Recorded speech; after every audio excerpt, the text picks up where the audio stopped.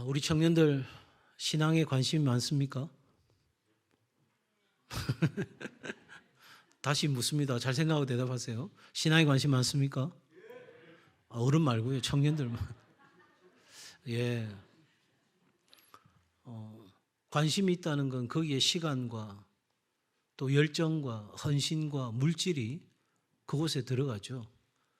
어떤 사람에게 내가 관심을 갖고 호감을 갖는다면 여러분 그 사람에게 내 사랑, 내 관심, 내 정성을 표현하게 되어 있습니다. 그렇죠? 관심의 정도가 어느 정도 크냐에 따라서 결혼까지 이르기도 하고 그냥 썸 타는 수준에서 끝나기도 하죠. 우리 청년들에게 신앙은 정말 여러분의 관심 안에 있는 것인지 묻고 싶어요. 이건 우리 장년들도 마찬가지입니다. 신앙에 과연 관심이 있을까? 대학생들은 학점 받고 그래서 취업하는 것이 굉장한 관심일 거예요. 또 직장생활을 하는 친구 그리고 어느 정도 연령이 된 친구들은 이제 결혼하고 또 결혼해서 아이를 낳고 키워가는 이 모든 것들이 여러분에게 아주 중요한 관심일 거예요. 뭐 청소년 때는 외모, 성적, 친구 이게 중요한 관심이겠죠.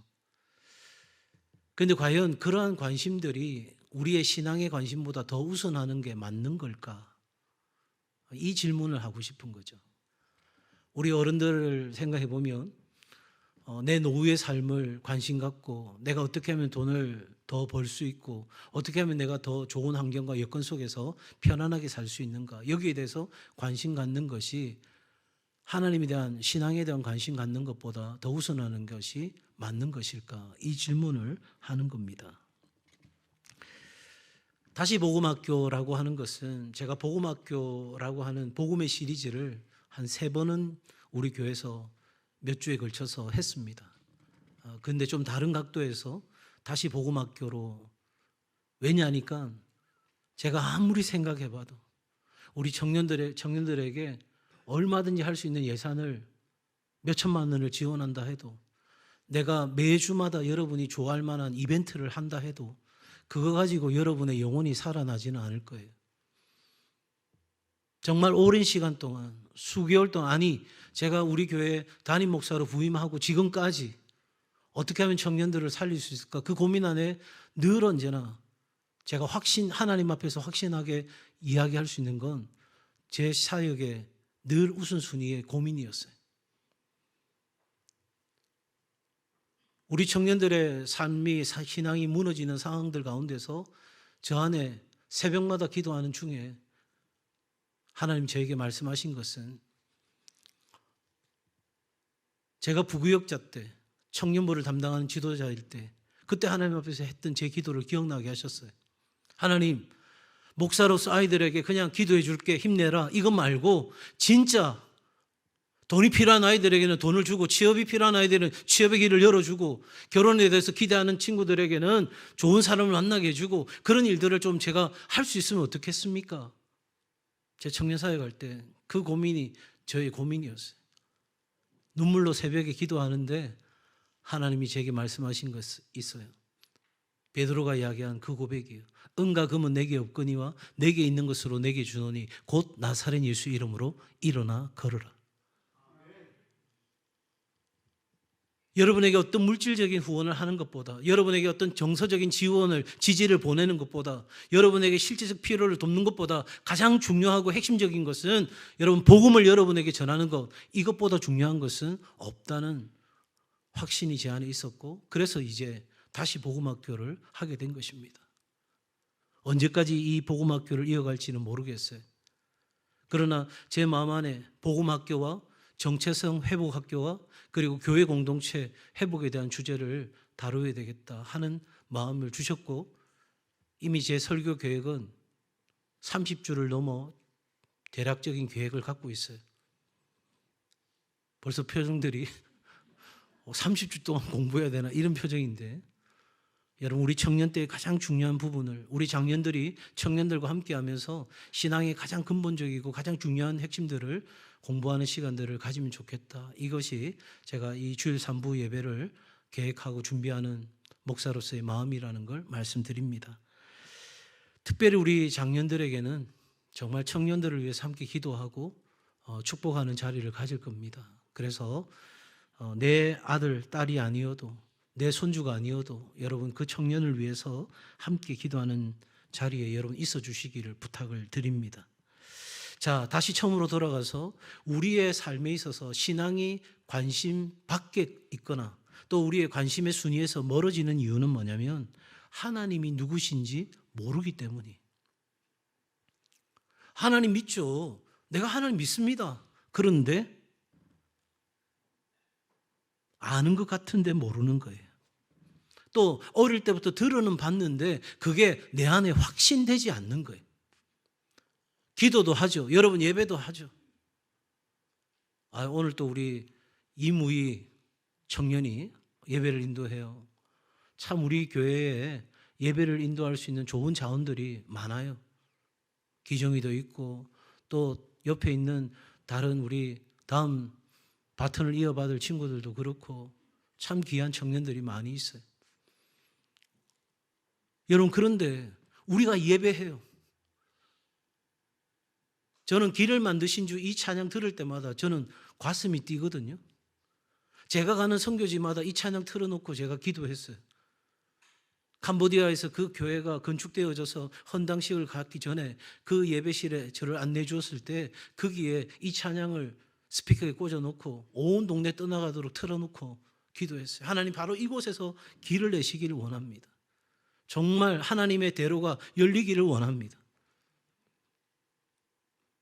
그래서 저는 그 캄보디아에 있는 현지 리더들에게 설교하고 강의할 때 제가 그런 이야기 했어요. 여러분을 통해서 인도 차이나 반도가 여러분을 통해서 세계 24,000년 미전도 종족 가운데 여러분을 통해서 하나님의 놀라운 역사와 영광을 보기를 원합니다. 사랑하는 여러분, 우리가 하나님을 모르기 때문에 우리가 하나님을 알아도 그것이 내 안에 확신되지 않기 때문에 우리의 신앙은 사실은 관심이 적어져 가고 점점 우리에게서 희미해져 가는 거예요. 하나님을 막연한 존재, 그냥 관념적인 존재, 마치 그냥 세종대왕이 우리나라를 대표하는 왕이라 이순신 장군이 우리나라를 외적으로부터 구해낸 탁월한 장군이라 그런 정도의 역사적 사실을 아는 것 차원에서 우리는 신앙이 머물러 있을 때가 많이 있죠. 하나님은 역사책에 있는 존재가 아니고 지금 여기 살아있는 하나님이십니다.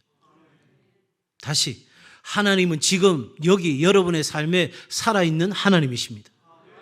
그 하나님과 인격적으로 만나는 것, 이것이 바로 믿음의 시작인 거예요. 내가 하나님을 누구로 고백하느냐, 그 하나님을 내가 누구로 이해하느냐, 그 하나님을 내가 정녕 믿는가, 이것이 우리의 삶의 결정적인 믿음의 걸음의 시작인 거예요. 이게 정리가 안 되면 죄송하지만 어릴 때부터 교회 나왔어도 우리의 신앙은 수박 거달기에 불과한 겁니다. 책은 이만큼 쌓아놨는데, 세월은 이만큼 지났는데 사실은 안에 든 건 빈 깡통인 거죠. 그래서 신앙이 내 삶에 아무런 영향을 줄 수 없는 그런 차원의 삶을 살아갈 수 있어요. 자, 그러면 이제 우리의 본격적으로 질문에 들어가 보십시다. 하나님은 누구신가? 자, 제가 시간을 드릴 테니까 옆에 있는 분들하고 내가 믿는 하나님은 이런 분이십니다. 한 문장으로 정리하는 겁니다. 특히 우리 청년들 둘씩 짝 지어 보세요. 우리 장년들도요. 짝 지어 보시고요.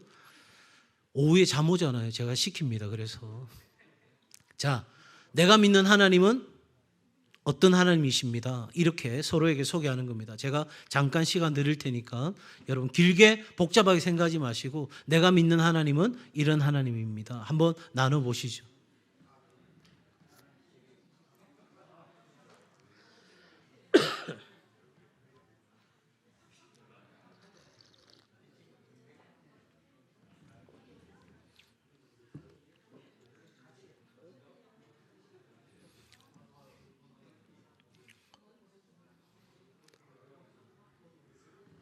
네, 아무도 안 나누는 청년은 누구예요? 지금 뻘쭘하게 지금. 네. 자, 성경은 하나님은 누구시라고 이야기하냐면 14절 보세요. 모세가 이야기합니다. 나를 하나님이 보내셨다고 하면 사람들이 물을 겁니다. 하나님의 이름이 뭐냐고 물을 건데 뭐라고 해야 되나요? 이렇게 이야기하니까 하나님이 모세에게 말합니다. 나는 스스로 있는 자니라. I am who I am. 나는 스스로 있는 자다. 이렇게 말씀하시는 거예요. 여러분 이게 왜 중요한가? 잘 들으세요. 사람들은 이렇게 이야기합니다. 이 우주는 어쩌다가 우연히 생성되게 되었고 그 우주에서 우연하게 지구라는 별이 탄생했고 우연하게 지구라는 별에 인간이 존재하게 되었고 우연히 인간은 진화를 거쳐서 지금의 인간이 되었다라고 사람들은 일반적으로 생각합니다. 자, 이렇게 생각하는 세계관에서는 하나님의 자리가 어디예요? 있어요, 없어요? 없어요. 모든 게 다 뭐예요? 우연이에요. 우연히 일어난 일이에요. 뭐 빅뱅 이런 이야기 많이 해도 그건 다 가설이에요. 그렇게 짐작할 뿐인 거죠. 얼마든지 새로운 과학과 기술의 발전으로 새로운 학설들이 나오고 있는 상황이에요. 새로운 발견들이 일어나고 있어요. 자, 그러니까 그런 곳에는 하나님의 존재가 없는 거예요. 그런데 우리가 하나님이라는 이름을 이야기하잖아요. 말하잖아요. 그리고 수많은 사람들이 그 하나님을 믿는다고 고백하잖아요. 그러면 그 하나님은 도대체 어디서 나타난 거예요? 그래서 사람들은 이렇게 말하는 거예요. 삶이 두려워서, 죽음이 두려워서 종교를 만들었고 그 종교에 하나님이라는 존재를 인간이 만들어 놓고 인간이 섬기고 있다라고 사람들은 주장하는 거죠. 그러니 사람이 만든 신, 그 하나님이라는 존재를 믿고 있는 인간들이야말로 진짜 어리석은 바보 같은 사람들이라고 세상은 조롱하는 거예요. 그래서 예수쟁이라고 말하는 거예요. 예수쟁이는 미쳤다는 거예요.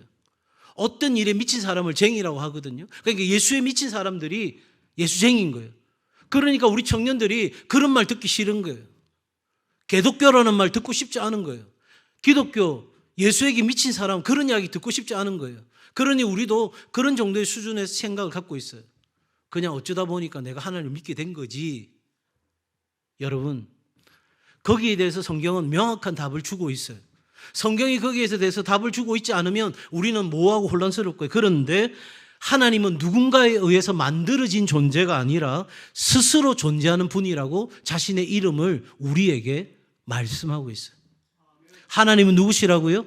스스로 존재하는 분이세요.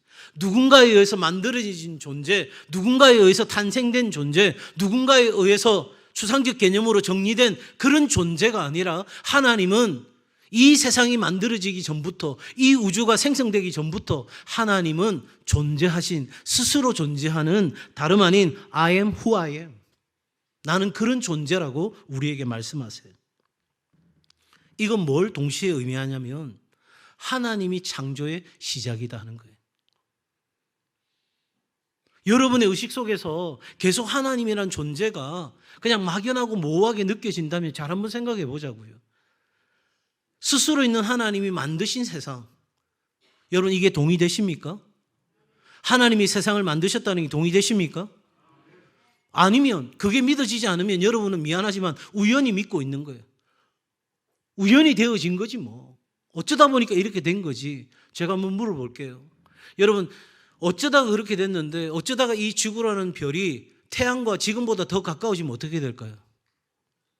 에? 청년들 어떻게 될까요? 다 죽겠죠. 지금보다 태양과의 거리가 조금 더 멀어지면 어떻게 될까요? 다 얼어 죽을 거예요. 지금처럼 지구의 자전 속도와 공전 속도가 아닌 더 빠르거나 더 늦게 된다면 어떤 일이 벌어질까요? 지구의 기울기가 똑바로 세워지거나 더 높아진다면 어떤 일이 일어날까요? 여러분 과연 인간이라는 이 존재가 그냥 이 땅 가운데 하늘에서 뚝 떨어진 존재일까?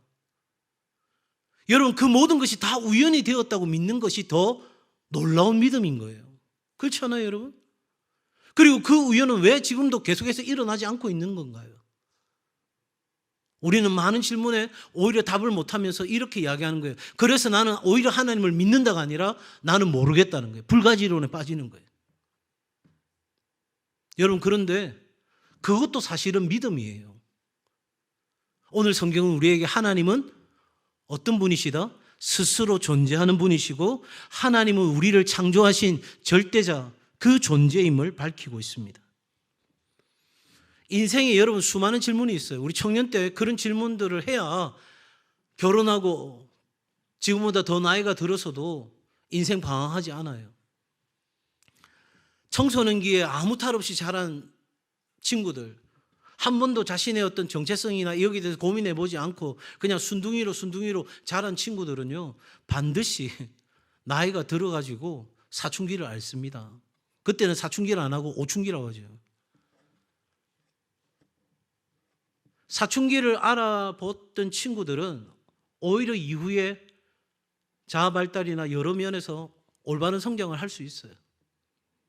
그것처럼 오늘 이 시대를 살아가는 우리 청년들이, 우리 장년들이 한결같이 물어야 되는 이 질문, 모든 인생의 질문은 어디로 귀결되냐면 하나님이 누구신가로 들어가는 거예요.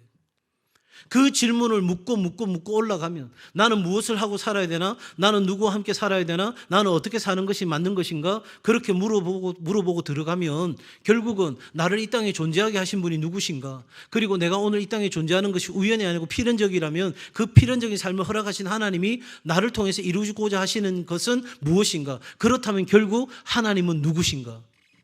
우리 인생에 어떤 질문을 가져도 결국 우리의 질문은 하나님이 누구신가요? 여러분이 결혼해서 행복한 가정을 꿈꾸십니까? 그 질문의 가장 궁극적인 질문은 하나님이 누구신가요?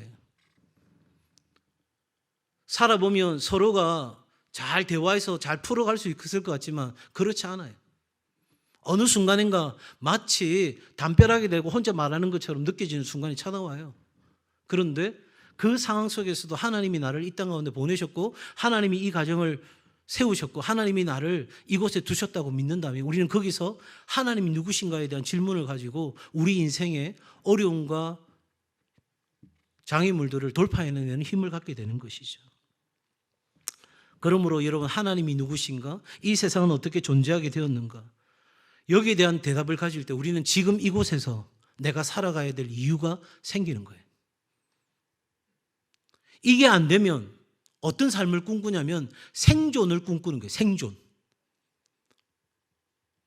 적자 생존이라는 말 다 들어보셨죠? 강한 자가 살아남는 거예요. 우연히 되었으니까 내가 지금 이 시대에 이곳에서 존재하기 위해서는 내가 살아남아야 돼요. 누구보다, 다른 사람보다. 오로지 내 삶의 목적이 생존이 되는 거예요. 그런데 예수 그리스도께서는 우리 가운데 오셔서 생존이 아니라 생명을 주셨잖아요. 그래서 기꺼이 하늘의 미랄이 되어 땅에 떨어져서 수많은 사람을 위하여 대속적인 죽음을 선택하셨어요. 생존이 아니라 자신의 생존을 다른 사람을 위해서 내어놓으신 거예요. 어떻게 그럴 수 있어요? 하나님이 누구신지를 아니까. 그 하나님이 내게 어떤 삶을 원하시는지를 아니까. 내가 오늘 이 땅 가운데 존재하는 이 삶을 통해서 무엇을 해야 되는지 깨달으셨으니까 기꺼이 그 삶을 살아갈 수 있는 거죠. 그러니 우리 청년들과 장년들 첫 번째 질문입니다. 나는 하나님을 누구라고 인식하고 있는가? 나는 그 하나님을 어떻게 인식하고 있는가? 혹시 나는 필요할 때 찾는 그런 분인가? 어려움이 닥치면 하나님 도와주세요. 힘겨운 일이 있으면 하나님 좀 도와주세요. 그런 분인가? 아니면 내 삶의 주인이신가? 내 삶의 모든 결정권, 내가 뭘 먹고 어디를 가고 누구를 만나고 무슨 생각을 하고 어떤 일을 하는가, 그 모든 것을 결정할 권한이 내게 있는 것이 아니라 우리 하나님께 있다고 인정하는가? 이 부분이에요. 우리 청년들 누군가를 만난다면 제일 처음 물어야 될 질문이 이 친구가 하나님 앞에서 어떤 사람인가에 대해서 물어야 돼. 아무리 내가 좋아할 만한 인간적인 조건을 수두룩 빽빽하게 갖춰놓았다도 하나님이 기뻐하시지 않는 사람이라면 여러분 선택하는 게 아니에요. 왜 그래야 되냐고요? 내가 그렇게 장점으로 생각했던 게 내 발등을 찍는 거예요. 제가 우리 청년들 사역할 때 청년들한테 이렇게 질문했어요. 굉장히 내성적인 우리 자매가 있었거든요. 그래서 제가 물었어요. 어떤 형제를 만났으면 좋겠어? 저하고는 다르게 성격이 활달하고 친구가 많고 이런 사람이면 정말 좋겠어요. 그랬어요. 여러분 그렇게 생각하십니까? 자, 자매들 물어봅니다. 우리 자매들 중에는 그런 자매들이 없는 것 같아서 정말 내성적이에요. 말도 잘 안 하고요. 정말 착한 친구였는데 그래서 자기 성격과는 좀 반대되는 아주 활달하고 적극적이고 친구도 많은 그런 사람 만났으면 좋겠대요. 그래? 그래서 제가 이렇게 이야기했어요. 그런데 네가 결혼한 그 사람이 매일 저녁 밤마다 친구들 다 끄집고 집에 와가지고 밥 차려내라, 뭐 준비해라. 그리고 내일 또 사람들 양껏 끌고 와가지고 뭐 해달라 저래 해달라 하면 괜찮겠어? 이랬더니 목사님 안 될 것 같아요. 여러분, 내 삶의 주인이 하나님이신가? 하나님이 누구신지를 알면 내 삶의 주권을 하나님께 내어드리고 그 하나님이 나를 다스리는 삶을 살게 되는 거예요.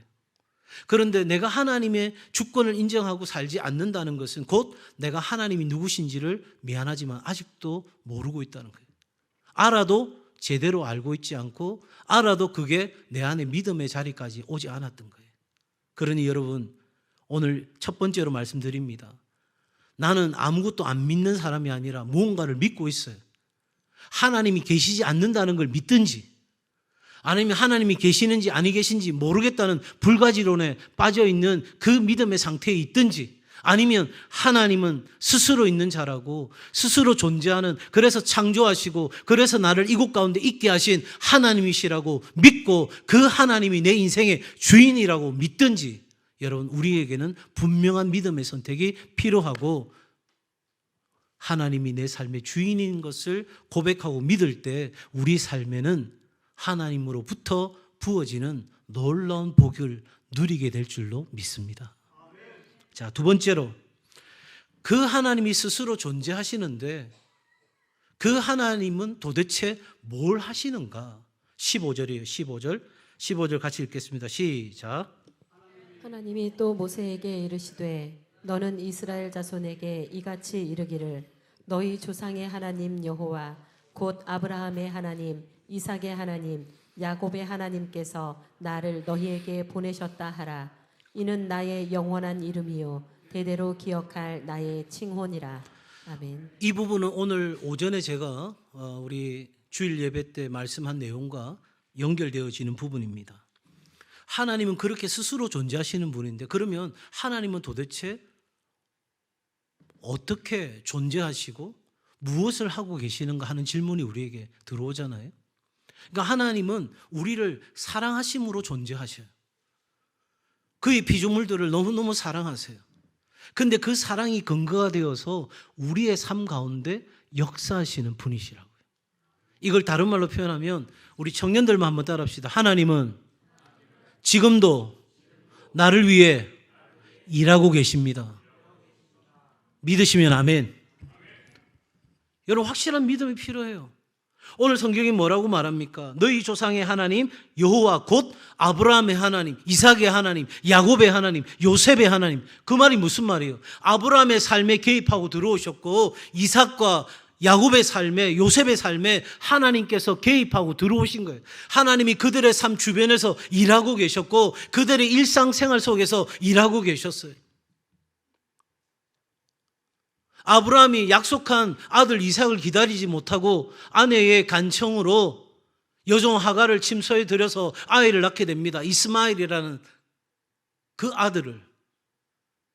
그리고 역전이 되어서 하갈이 아브라함의 아내를 업신여기는 일이 벌어집니다. 그리고 집안에 내전이 터집니다. 그리고 하갈은 도망갑니다. 그때 하나님은 이 하갈을 감찰하셨다고 말하고 있어요. 하나님이 그 일이 일어난 상황과 그 일이 일어나는 과정 속에서 일어난 일들과 그리고 그 이후의 삶까지도 하나님은 감찰하고 계셨다. 이 말이 무슨 말이냐면 하나님은 우리의 역사 속에 우리의 삶 속에서 개입하고 들어오시는 분이 구체적으로 관여하시고 우리의 삶에 동행하신다는 사실을 보여주시는 거예요. 내가 하나님을 믿으면 내가 하나님이 누구신지 분명한 신앙 고백을 가지고 오늘을 살아가면 그 하나님이 나와 동행하신다는 거예요. 한번 따라할까요? 하나님이 나와 동행하십니다. 그러니까 우리 청년들의 삶 가운데서 하나님이 함께 하시는 거예요. 누가 내 마음을 알아줄까? 내가 이런 상황에서 지치고 힘든 거 누가 이해할 수 있을까? 여러분, 아무도 몰라요. 물론 부모님이 그 넓은 품을 안고 여러분을 안아주기도 하고 토닥거리기도 하지만 다 몰라요. 심지어 부부도 서로 몰라요. 그러니까 부부 사이가 원수, 내자로 평생 원수. 그렇게 산다잖아요. 왜? 모르니까요. 알 것 같죠? 안 돼요. 지금 계속해서 우리 청년들 가운데 결혼하겠다는 소식이 들려오고 저를 찾아오는 사람들이 하나 둘씩 늘어가고 있는데 더 늘어날 거라고 생각하고 좋은 현상이죠. 여러분, 그런데 행복한 결혼을 꿈꿔요. 정말 신나는 결혼을 꿈꾼다고요. 근데 제가 결혼식 때마다 예를 드는 것처럼 늘 그렇게 이상적인 그런 상황이 내 삶에 펼쳐지는 게 아니거든요. 여러분, 그런저런 상황들이 펼쳐질 때 하나님이 누구신지 알면 그 하나님이 그냥 있는 것이 아니라 내 삶에 이해되지 않는 그 공간과 그 만남과 그 관계 속에서 내게 찾아오시고 내 삶 가운데 일하시는 하나님이신 걸 깨닫는 거예요. 세상이 몰라도 누군가는 몰라도 하나님은 내 삶에 들어오신다. 그래서 하나님은 모세의 두려움 속에도 찾아오셨어요.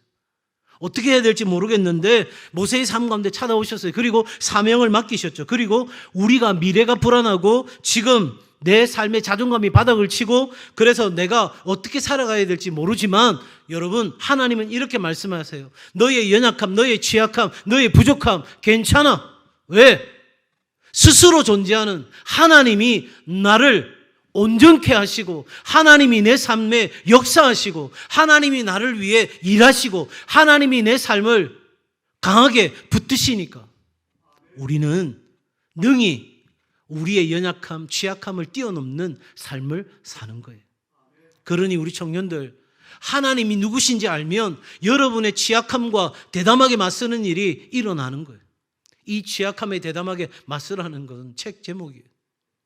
테드 강연에서 정말 인기 있었던 강연의 그 책 제목이에요. 취약함은 그리스도 안에서 부끄러운 게 아니에요. 하나님이 누구신지 알면 나의 가난함, 나의 부족함, 나의 연약함 더 이상 문제되지 않는 거예요.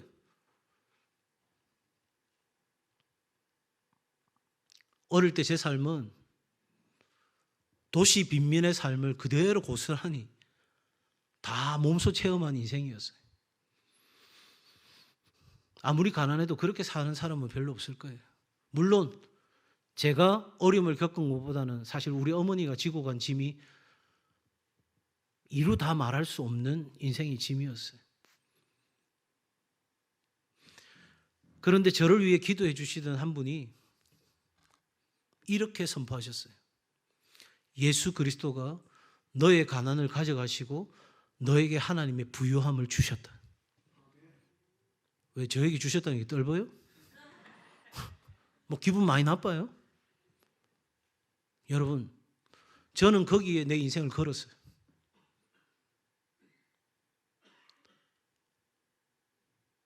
물론 내가 노력하면 어느 정도 나은 삶을 살겠죠. 어느 정도 그래도 정상적인 삶을 살 수 있을 거예요. 정말 그 궁핍하고 어려운 삶은 벗어날 수 있었겠죠. 그런데 청소년 시절에 청년 때 내 안에 확신된 한 가지는 나는 하나님을 믿노라. 스스로 존재하고 이 세상을 창조하시고 내 삶의 주인이신 내 삶을 전적으로 책임지시는 나는 하나님을 믿노라.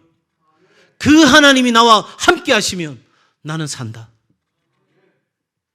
그 믿음이 나를 살렸고 그 믿음이 오늘 여기까지 이르게 하였습니다. 사랑하는 청년 여러분, 그러므로 하나님의 이름은 나의 정체성을 바꾸는 거예요. 한번 같이 할까요? 하나님의 이름은 나의 정체성을 바꿉니다. 여러분, 우리 인생의 모든 질문의 답은 하나님이 누구신가라는 질문에 이르게 하고 거기에 대한 답은 스스로 있는 자다. 다시 말하면 하나님의 이름은 뭐냐? 나는 존재하는 자다, 이 말이에요. 그죠? 그러니 이 하나님을 믿는 우리는 하나님이 계시기에 나도 존재한다는 고백이 가능해지는 거예요.